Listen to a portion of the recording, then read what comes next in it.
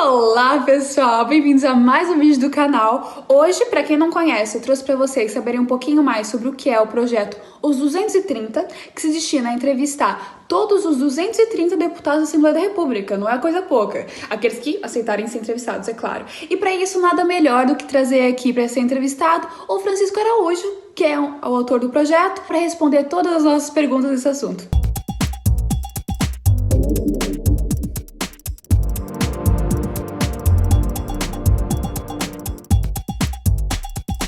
Antes de mais, não esqueçam de dar um like no vídeo, se inscrever no canal, porque se você está interessado em saber mais sobre política, vai ter uma série vindo por aí, eu vou deixar assim no ar. E se você quiser aprender mais, então se inscreve para receber as notificações primeiro antes de todo mundo. O Francisco, para quem já costuma acompanhar o canal, já conhecem, não é? Já esteve aqui conosco no vídeo contando um pouquinho mais sobre o Erasmus dele na República Tcheca. E hoje ele vem nos contar, então, desse novo projeto dele, os 230. Francisco, você consegue nos dizer mais o que é o projeto, quais eram as vossas motivações quando vocês começaram ele? Em primeiro lugar, olá Bela e olá quem vai assistir a todo este episódio. Um assunto se calhar para muitos menos interessantes, não é Erasmus, mas também é uma coisa importante. Este projeto aparece, eu acabo por planeá-lo em agosto, mas a ideia já tinha um pouco de antes e resulta muito de um desconforto que eu tinha. Isto, com a pandemia, sobretudo, eu senti que as pessoas já tinham pouca literacia política, mas tinham opiniões muito vincadas e cada vez mais polarizadas. E isto numa sociedade, o que por vezes resulta é que começamos a entrincheirar nas nossas posições e a perder um pouco de tolerância. Então pensei que no momento em que nós estávamos a perceber cada vez mais que os órgãos de soberania, nomeadamente a Assembleia da República, têm impacto na nossa vida, porque achamos que a política e os políticos não mexem com a nossa vida, já é um pensamento que nos parece anacrónico. Eles têm impacto, e vemos agora com as decisões de confinamento e isso tudo, percebemos que tem impacto, mas ainda havia uma grande distância em Portugal, e continua a existir, entre a sociedade em geral, a sociedade civil e quem nos representa. Então eu tentei procurar arranjar uma forma de não ficar à espera, de não ser conformista, de não esperar que resolvam problemas que identifico na sociedade, mas tentar também eu mexer-me e dar o meu contributo. Então comecei a planear o projeto em agosto, apontei os pilares básicos, como é que queria fazer isso, saberia que uma das coisas mais importantes e mais eficazes seria mesmo dar a conhecer os 230 deputados, mas pensei logo noutras ideias também para complementar todo este projeto e para mobilizar a sociedade. E teve um crescimento muito, mas mesmo muito acentuado em pouquíssimo tempo. E qual foi o deputado que vocês mais gostaram de gravar? Já tem assim um favoritinho da produção? É difícil ter um deputado favorito. É assim, eu também sou independente, por isso não tenho identificação com nenhuma linha ideológica, mas o que nós procuramos, até porque não é só para não escolher um favorito, porque depois poderia ferir suscetibilidades ou algo do género, mas eu acho que, em geral, é assim, nós gostamos de deputados que se mostrem muito e conseguimos perceber que nas perguntas há deputados que sentem-se mais à vontade para se mostrar mesmo, que são pessoas e não têm esse tipo de preocupações. E isso acho que depois também traz adesão, maior adesão das pessoas que assistem às entrevistas. Mas todas as entrevistas acabam por ser diferentes. Nós temos sempre a expectativa de conhecer o próximo, porque antes não conhecíamos ninguém. Agora, a primeira entrevista foi algo marcante, porque foi o meu dia de anos. Lá está, a minha primeira entrevista Aprenda! No dia que eu faço 23 anos. E senti que estava um pouco nervoso, obviamente, e era o primeiro deputado que eu estava a encarar, numa coisa que eu não tinha a noção como é que ia correr, e era um deputado que já via muito na televisão, que já conhecia da televisão, por isso foi um grande desafio, mas não consigo escolher um favorito, é um pouco difícil, talvez no final possa ter algumas respostas, mas por enquanto ainda não. E teve alguém que já deu uma nega, falou que não quer ser entrevistado? Não, nenhum. Sim, nós já contactámos muitos deles, ainda não todos, muitos também são por e-mail e às vezes não veem o e-mail, mas eu acho que quase todos já têm conhecimento que o projeto existe e às vezes até são eles próprios a dizer até pela família, que pessoas da família que seguem o projeto e perguntam-lhes, então, tu também vais aparecer? E às vezes contactamos, e isso tudo, e é engraçado saber essas histórias. Outras pessoas também contactámos diretamente nos corredores, na Assembleia, como passamos lá muitos dias, acabo por os interpelar, os que não sabem eu explico brevemente, e até agora o que eles têm dito é dar os parabéns, sentirem que demonstram que sentiam que havia necessidade de um projeto desses e que obviamente que aceitam. Não houve até agora nenhum a dizer que não. Seria estranho também. Qual que foi a resposta mais inesperada que você recebeu durante uma entrevista? É sim, às vezes eu acho que em geral é pensar que são muito sérios e depois percebemos pelas respostas são pessoas descontraídas, as que se conseguem abrir e demonstrar. Pessoas normais, não é? Que estranho. E às vezes até por estilos musicais, eu acho que essas às vezes é que são muito surpreendentes. Pensamos, é uma pessoa muito, muito séria, muito fechada, e depois vemos que não são, e mesmo com estilos musicais, aqueles estilos musicais muito para a frente também. Isso também são das respostas mais engraçadas de perceber, porque temos a segunda parte das entrevistas, são perguntas muito informais também. A primeira parte já o é, mas a segunda ainda é mais dinâmica porque são respostas mais curtas e todas elas têm a vantagem também de ser genuínas, porque eles não sabem à partida o que é que eu lhes posso perguntar e têm esse tipo de confiança, e ou seja, é um discurso menos preparado, é um discurso genuíno, que é interessante. Qual foi o maior perrengue, a maior dificuldade que vocês já enfrentaram durante as gravações? Sei lá, uma luz quebrou, um microfone que não funcionava, ficaram sem lugar para gravar. A gente sabe que as coisas acontecem. Sim, as maiores dificuldades que nos acontece é quase sempre com o som, porque às vezes descobrimos no final de uma entrevista que havia um ar-condicionado ou um gerador a fazer barulho dentro da Assembleia, e depois aquilo é muito difícil de editar o som. E também já nos aconteceu, sendo sincero, que a meio da entrevista percebíamos que um dos microfones estava desligado. Então começa a ver a cara da equipa que está a fazer as filmagens às vezes e fico, está-se a passar qualquer coisa, e tento perceber o que é, mas é um desafio, mais pelo som, que eu acho que é sempre a parte mais difícil, mas depois também garantir que as baterias e isso não perdem bateria, ou mesmo a memória da máquina, é sempre um desafio, porque nós não temos uma grande qualidade de material, ou seja, nós não somos financiados nem apoiados, temos essa liberdade toda, mas às vezes é difícil porque a qualidade do material não é muito grande. Os 230 já começaram há 4 meses e já tem mais de 5 mil seguidores no Instagram. Aliás, está quase lá, está chegando. Mais de 1.000 inscritos no YouTube. Tá quase. Daqui a uma semana nem quando sair o vídeo, esse cara já tem. E, enfim, cresceu muito rápido. Teve algum momento, algum convite para uma entrevista, para algum programa em que vocês disseram, epa, tá a crescer, estamos a ficar conhecidos? Eu acho que o convite mais surpreendente foi logo no início, porque ainda não tinha esta dimensão e fui logo convidado pela RTP2. Mas neste momento temos sido convidados, tenho dado muitas entrevistas a canais de televisão, jornais, isso tudo, e uma das coisas que para mim ainda é mais impressionante e é importante é os convites que recebo de universidades e às vezes também de núcleos, isso tudo, de associações, para falar sobre a democracia, o que é isto da democracia, porque é que é importante a cidadania ativa, o que é o sistema político português, europeu, ou seja, esses convites e falar com jovens que são de áreas muito distintas, para mim é impressionante, porque combate aquela ideia que nós não nos interessamos pelas coisas e que a política é um mundo fechado. É assim, uma das frases que eu digo, e passo muito essa mensagem, é que a política não é o hobby de alguns, é a realidade de todos. Se é a realidade de todos precisamos estar envolvidos de alguma forma, não precisamos ser politizados, não precisamos viver da política ou estar todos os dias a pensar, ok, eu tenho que saber tudo sobre política, não, nós temos que fazer alguma coisa da vida além disso, mas temos que ter conhecimentos bases para tomar decisões e para acompanharmos e escrutinarmos quem nos representa. E isso, de receber estes convites de universidades, sobretudo que muitas vezes nem são de Lisboa, e saber que acompanho o projeto e que o projeto já chegou lá, para mim é incrível e dá-me uma oportunidade espetacular de estar a contactar com muitas pessoas e de lhes passar uma mensagem e também aprender com elas, por isso tem sido muito importante. E vocês há um tempo começaram o Especiais Presidenciais, onde vocês entrevistam alguns candidatos agora a presidente da República para o mandato de 2021 a 2026.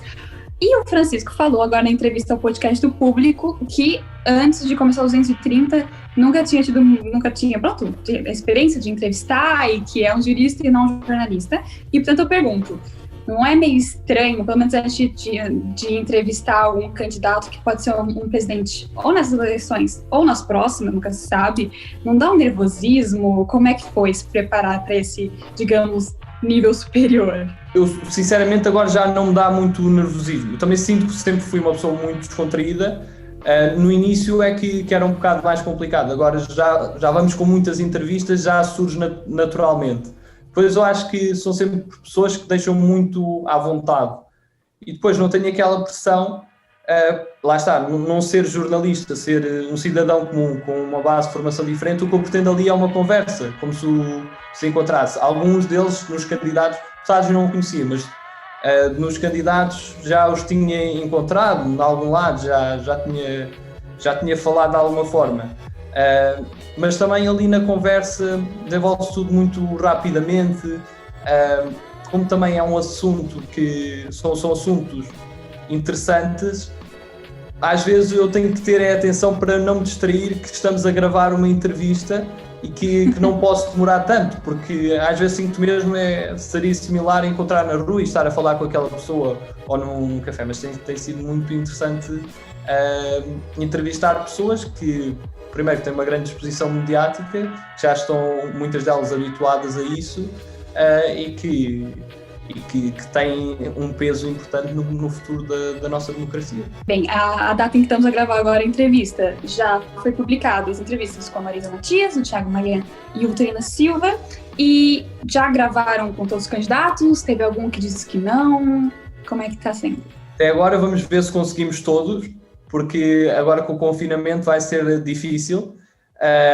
Sei que todos estão a par já do projeto e conhecem o projeto. Amanhã teremos mais um candidato. O próprio Presidente da República conhece o projeto, sabe? Já também... E ele já aceitou? Já ia perguntar sobre isso. Agora, vamos ver, porque temos semanas intensas e temos essas limitações e também não pretendemos pressionar mais agendas que já são bastante difíceis e sobretudo numa altura que nós, não sendo comunicação social, também não podemos estar a comportarmos como se fôssemos e esquecemos que nós somos cidadãos como os outros. Isto é um projeto de responsabilidade cívica e se as pessoas têm que ficar em casa, nós também não há aqui grandes exceções que possamos fazer, mas vamos ver em que moldes é que conseguimos gravar mais, sempre respeitando também a segurança, porque estando numa crise de saúde pública é mais difícil, é um desafio maior. Mas vamos ver o que se consegue fazer, mas pelo menos teremos mais algumas. O Marcelinho já aceitou ou ainda não? Ainda não, vamos ver o que é que resulta daqui, mas pelo menos já tem esse conhecimento. Boa. Ai, vai dar certo, se Deus quiser. E eu vi também no nosso Insta um tal de Democracia 101. O que é isso? Eu, como disse, quando planeei os 230 em geral, sabia que iria ter outras particularidades e outros subprojetos.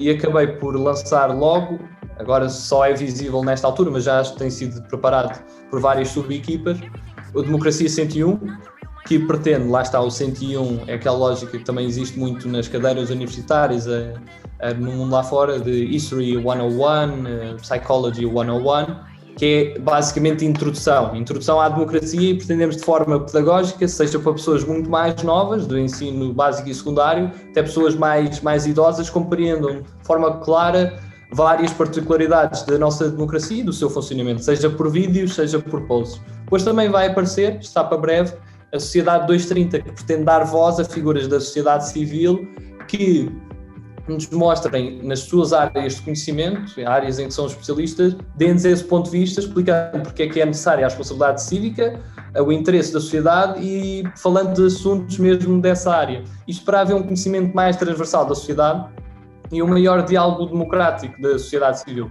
Porque uma das coisas que pretendemos demonstrar também é que nós estamos a entrevistar os 230, mas eles não são a totalidade e a exclusividade da democracia, nem os partidos políticos o são. há aqui uma ligação, daí o nosso símbolo ser um hemiciclo a verde e depois fechar o círculo com um semicírculo a vermelho, que é a totalidade da sociedade e do país, em que há a ligação entre os cidadãos comuns, a sociedade civil e os seus representantes, com esse foco.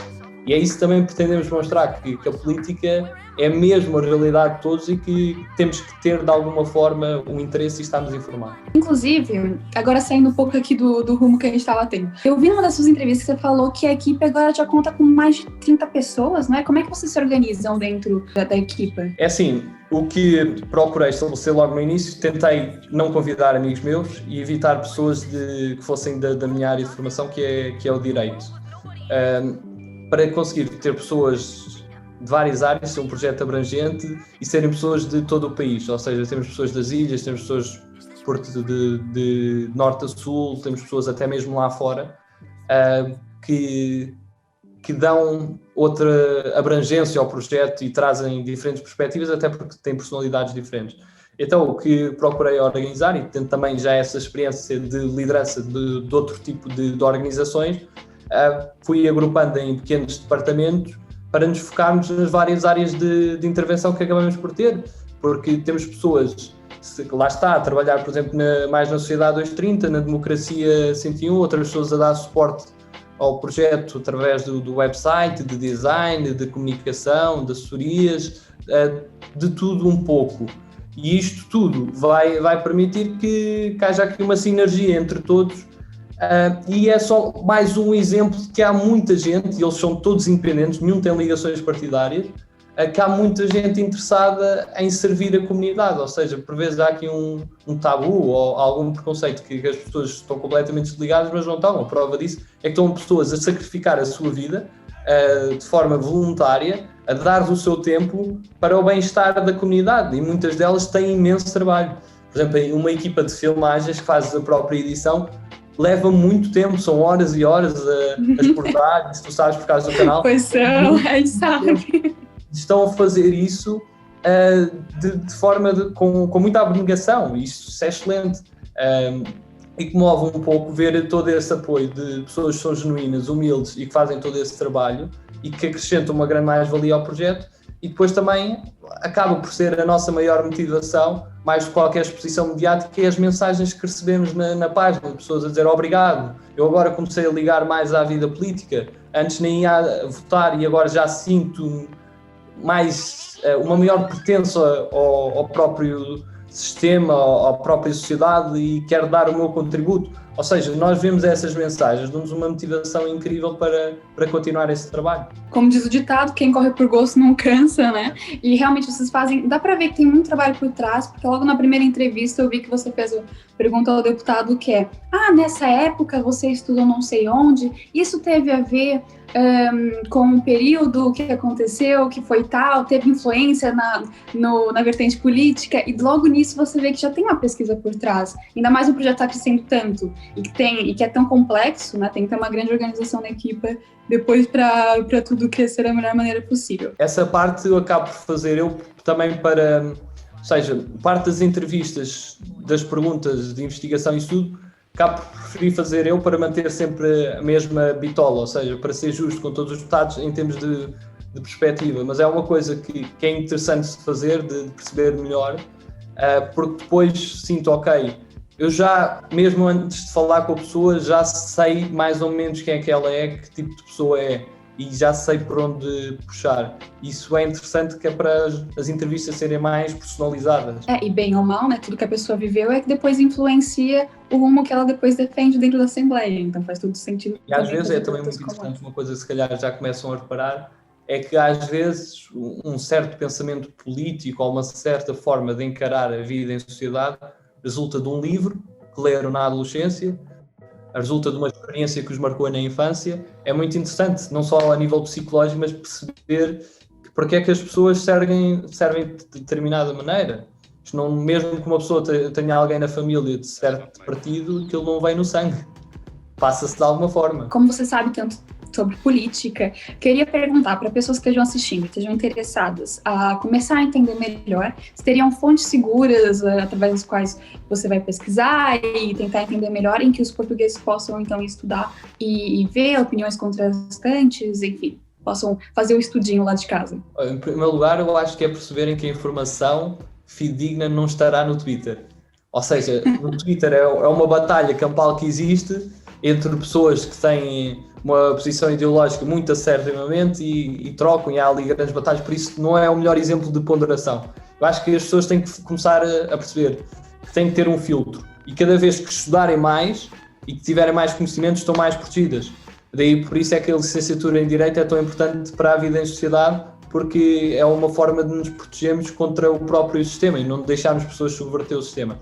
Mas o que eu aconselho há aqui um conjunto de fontes que podem recorrer. Por exemplo, sobre os deputados, tem o site da Assembleia da República, não têm tudo lá, mas podem ver algumas coisas. Tem o site da Comissão Nacional de Eleições, tem sites públicos que têm algum conjunto de informação. Depois tem jornais e jornalistas que fazem artigos excelentes, que vos levam a ver as coisas de certa forma e damos a informação, e nós não podemos dizer que os nossos meios de comunicação não são credíveis, porque são. O que eu sugiro é tentarem ver um pouco programas de comentário político que não seja extremamente entre fações, digamos assim. Eu sugiro darem uma vista de olhos por todos e depois verem quais é que se identificam mais. Eu desde muito cedo que vejo, por exemplo, o Governo Sombra. O Governo Sombra, neste caso, são 3 pessoas com pensamentos diferentes, até o próprio moderador, 4 pessoas, também tem um pensamento diferente e que não têm partidos, mas, por exemplo, com mais ligações partidárias, tem um eixo do mal, tem uma quadratura do círculo, depois tem muitos podcasts que falam sobre isso. E depois, obviamente, aconselho também, se quiserem mesmo conhecer as pessoas, a ver o próprio projeto dos 230, porque acaba-vos por dar uma noção, se vocês já tiverem esses conhecimentos, de não dizer, ok, vocês têm que tomar essa decisão, mas dar-vos ferramentas para vocês tomarem uma melhor decisão e pensarem por si, porque uma democracia só funciona se as pessoas conseguirem pensar pela própria cabeça. Senão não seria bem uma democracia, estaríamos a subverter o que é a soberania popular. Mas há muitas ferramentas. Depois, obviamente, lerem livros e não correr o risco de, ok, leio um livro sobre uma ideologia e depois não vou ler sobre a outra. Se querem ler sobre uma ideologia e algo que não seja isento, depois leiam também o contrário, para perceberem na vossa cabeça e não ficarem formatados e com algumas amarras ideológicas. Eu acho que a maior liberdade que podemos ter é a liberdade de pensamento. Até porque para eles poderem criticar outra vertente, eles têm que conhecer muito bem primeiro, né? E até para termos a liberdade de mudar de ideias. Porque se nós ficamos presos a certas ideias, depois é triste. E uma das coisas que eu lembro quando era mais novo, quando andava no colégio militar, e o colégio ensinou-me muito o espírito de dar um contributo à sociedade. Mas lembro que uma vez o diretor me chamou e disse-me assim, olha, estava a ler um livro e queria-te mostrar aqui uma frase. E a frase que tinha lá era: triste não é mudar de ideias, triste é não ter ideias para mudar. E às vezes na nossa infância, ou no nosso crescimento, nós procuramos ver as coisas ou é preto ou é branco, mas às vezes há muitos tons cinzentos. E a ponderação ajuda-nos em muita coisa. E nós não devemos ter nunca o problema de mudar de ideias. Se nós pensamos uma coisa hoje, se calhar se amanhã estudarmos melhor, vamos ter outra opinião ou encararmos outra experiência. Vamos ver a sociedade de uma forma diferente. Para além agora das eleições do especial presidenciais, do Democracia 101 e do 2.30, né, que está por vir para aí, tem alguma outra ambição grande que vocês tenham? Algum sonhozinho que vocês queiram atingir no futuro? Muitas. Porque quem não é conformista tem sempre muitas ambições, não perdendo a noção da humildade para perceber como é que as coisas fazem e de ouvir, sobretudo. Mas tenho aqui um conjunto de projetos que vão acontecer, nomeadamente queremos, sobretudo neste primeiro semestre, dar mais ênfase ao que é a União Europeia e entrevistar os eurodeputados, são 21. Estamos em conversações com o Parlamento Europeu, vamos ver como é que vamos fazer isso, até porque na situação pandémica temos algumas limitações com algumas coisas, mas vamos fazer isto. Depois temos também, o meu grande objetivo com tudo isto é, ok, se estamos a fazer isto em Portugal, está-se a criar aqui um projeto importante em Portugal, que pode ou não ter impacto, e se correr bem, o meu objetivo é criar uma estrutura internacional que replique isso noutros países. Porque eu gosto muito da ideia de vermos o que se faz bem lá fora, mas não encontrei um projeto do género lá fora. E a minha ideia é mesmo estabelecer toda uma estrutura internacional que permita que se faça lá fora esse tipo de projeto. E agora, então, uma última pergunta é: bem, agora dia 24, vamos ter as eleições presidenciais, e o que é que você gostaria de dizer para aqueles tipos de cidadãos que defendem que, não, porque não vou votar, porque não vale de nada, vai tudo continuar na mesma? É assim, nós vamos ter, por um lado, uma coisa que é boa, por outro que é mau, que é agora estamos num estado de emergência. Por um lado, as pessoas sentem-se menos seguras, mas por outro, vai ser um dia um pouco para descomprimir e sair de casa. Não se podem esquecer que, primeiro, vocês vão votar em segurança, porque estão a fazer tudo para que hajam mais mesas de voto para que consigam votar.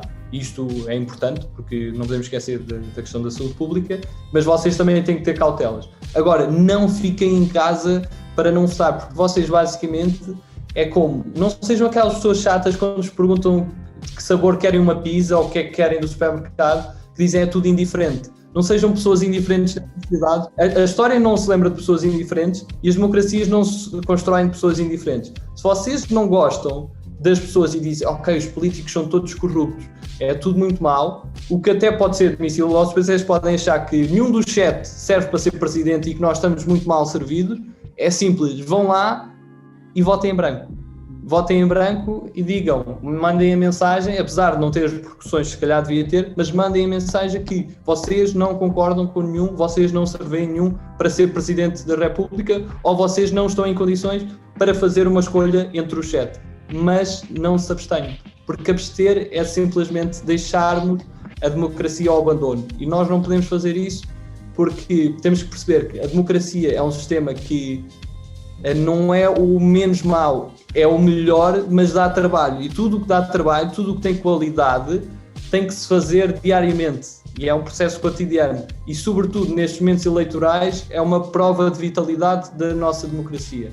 Bem, pessoal, é isso mesmo. Dia 24, vão votar, se informem sobre todos os candidatos, saibam por que vocês vão votar, se tiverem a votar no mesmo, por que vocês querem votar nele. E, enfim, sigam os 230 em todas as redes sociais, vejam aqui o canal deles no YouTube, assistam todas as entrevistas, que é um trabalho fantástico que eles têm vindo a fazer. E, bem, é isso. Se inscrevam no canal, deixem um like no vídeo se gostaram. Obrigada, Francisco, por terem aceito participar. Obrigado, eu, mais uma vez, Bel, e não se esqueçam de votar de forma informada, como estavas a dizer. Façam boas escolhas e informem-se para isso. Exatamente. Um beijinho, obrigada por ter assistido e até o próximo vídeo. Muito obrigado.